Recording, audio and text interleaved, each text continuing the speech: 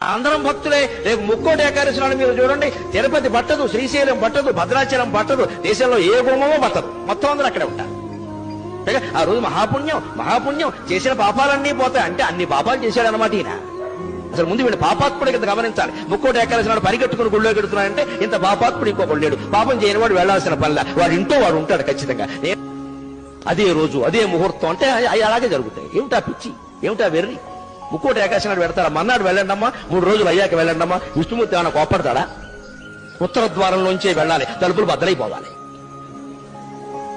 బాగా మనస్సు నిండా బుర్ర మడ్డి పెట్టేసుకుని మనస్సు నిండాను ఆ రోజే చూడాలి, అలాగే వెళ్ళాలి, ఏమైనా సరే వెళ్ళాలంటే ప్రమాదాలే జరుగుతాయి. అంచేత పుణ్యక్షేత్రాలు, తీర్థాలు, పుణ్యతిథులు ఇవేవి ముఖ్యం కాదండి.